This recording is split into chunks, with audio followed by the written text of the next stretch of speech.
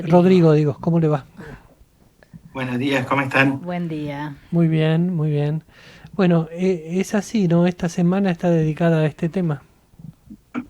Sí, la verdad que es una semana que anualmente la dedicamos para, A ver, conectamos de nuevo, por favor, para poder... conectamos de nuevo, por favor, Pipi. Porque si no estamos haciendo Estamos honor a haciendo- la semana de la Sí, tartamudez. me dio risa, disculpen, pero claro, Parece una joda. necesitábamos una Parece comunicación. una joda. Si no sale Sí, bien por Zoom, llámenlo por teléfono. sí, ¿Mm? por favor. Hay que pensar en estas cosas, me cachen 10. Bueno, Bueno, es que generalmente sí. el Zoom sale bien. Hoy justamente no funcionó y con un tema que necesitamos que se entienda bien. Y sí. Hay muchos prejuicios con esta y otras dificultades que tiene alguna gente en poder comunicarse, ¿no? También con, bueno, prejuicios hacia otras dificultades que pueda tener uno, por ejemplo, en la visión o motoras Sí, para... es increíble somos somos el nivel mucho, ¿no? Sí, de de fijarnos crueldad que hay en la sociedad. en ese tipo de cosas sin tener en cuenta que todos tenemos algún tipo de incapacidad en algo, ¿no? Aunque no sea visible.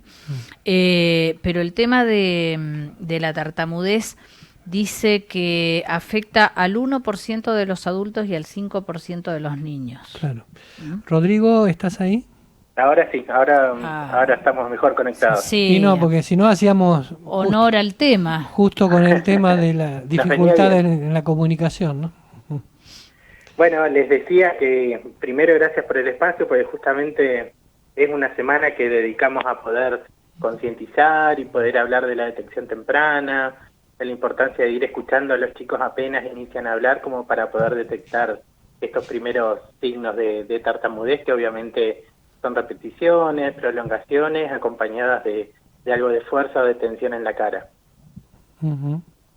Esos son síntomas, digamos, que nos tienen que alertar de alguna forma.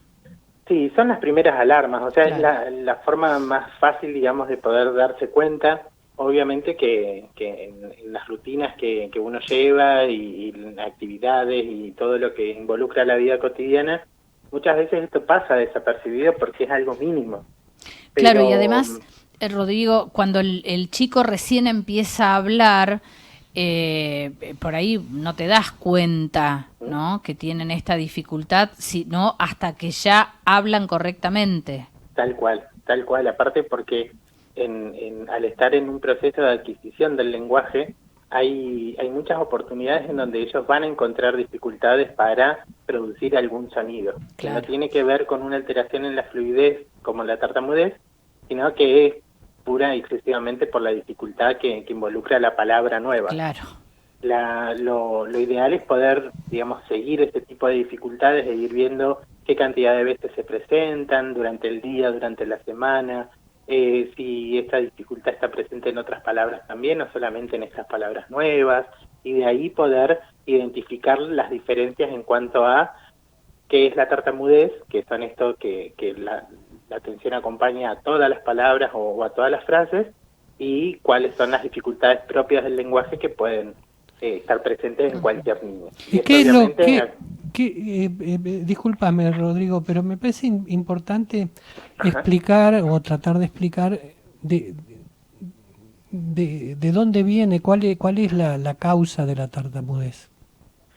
no hay una causa puntual, ¿sí? Siempre se asoció más a lo emocional. Ujú. Las investigaciones más actuales hablan de causas multifactoriales, ¿sí? Que tienen una relación con la predisposición biológica ya genética del niño, el funcionamiento cerebral, sumado al temperamento de cada uno de los niños en cuanto a, por ejemplo, no sé, tiempos de espera, rutinas cargadas de actividades, cómo eso los predispone ya emocionalmente a encarar un momento de comunicación. Entonces, lo multifactorial sería como la causa de todo esto. ¿Y se puede corregir? Sí, nosotros nunca hablamos como, por ejemplo, de cura, porque no está asociada a ningún tipo de enfermedad. Sí se puede modificar algunos momentos de habla, sobre todo cuando son más pequeños, que esto está a cargo de un fonoaudiólogo especializado en tartamudez. Lo que se puede hacer es identificar cuáles son las situaciones más complejas en cuanto al habla del niño y poder darle herramientas para facilitar la salida de estas palabritas que muchas veces salen con algunos bloqueos o algunas repeticiones. Claro. Ya cuando son más grandes, que esto de alguna manera se cronifica, lo que se hace con los tratamientos es tener herramientas de habla cómoda que les permite a ellos seleccionar cuáles pueden utilizar frente a situaciones de estrés comunicativo, como puede ser, no sé, rendir un examen oral. Buscarles sinónimos, digamos, las palabras de más fácil pronunciación, que no los bloquee, que no los estrese, digamos, entonces les genere ese momento de tartamudez. Sí, no es tanto una búsqueda de sinónimos, sino el poder decir la palabra que yo quiero decir, pero de forma más fácil. Porque si sumo sinónimos, muchas veces ellos caen en esto de evitar el momento de tartamudez, y el trabajo mental que les lleva a buscar una palabra nueva es demasiado. Y muchas veces no llegan a buscar esa palabra cuando la necesitan. Entonces la idea es que ellos puedan decir esta primer palabra que pensaron, tartamudeando o no, pero de forma un poco más cómoda con estas estrategias. Bien. Esto también, o por lo menos lo que uno ha visto a lo largo de la vida, provoca lo que ahora se denomina en las escuelas, por ejemplo, el bullying, ¿no? O sea, situaciones de burla o de discriminación respecto de este problema que pueda tener cualquier chico, ¿no? Sí, este es uno de los grandes miedos de los papás cuando vienen a las primeras consultas, Claro. en el hecho de pensar en el futuro, ¿no? Si se van a burlar, si no. Justamente la idea de esta semana, de este mes de la tartamudez que nos tomamos es como para concientizar también en todos los ambientes, ¿no? Tanto por redes sociales, poder hablar en las escuelas, jardines, el hecho de que de esto se pueda hablar de una forma un poco más amigable, un poco más amable, y que los chicos comprendan el hecho de que por qué no es gracioso, así como un montón de otras características, digamos, distintivas que tenemos todos los seres humanos. Claro, porque vos sí. fíjate, por ejemplo, la dislexia también, ¿no? Ahí es un problema de comunicación y no se lo toma de la misma manera que la tartamudez. Y en realidad la dislexia, al ser una cuestión un poco más de procesamiento cerebral, más que solamente se ve, digamos, recién cuando los niños empiezan a asistir a la escuela, en cuestiones académicas, digamos, al ir por otro lado es como que se lo toma de forma distinta, ¿no? Entonces no es tan visible o no tiene, digamos, como un impacto dentro de lo social.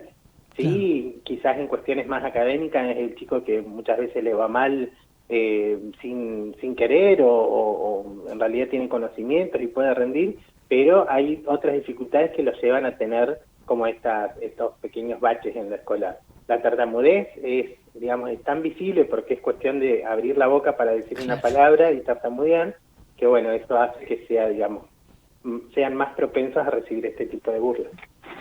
¿Qué le podés aconsejar a quienes están escuchando este programa para el caso de que detecten algún chico de la familia que tiene o evidencia la tartamudez? ¿Qué es lo que tendrían que hacer? Bueno, el mensaje para todos los que tienen a cargo un niño y que están viendo este tipo de síntomas en cuanto a la fuerza y la atención que acompaña a las palabras es poder hacer una consulta inmediata al fonoaudiólogo.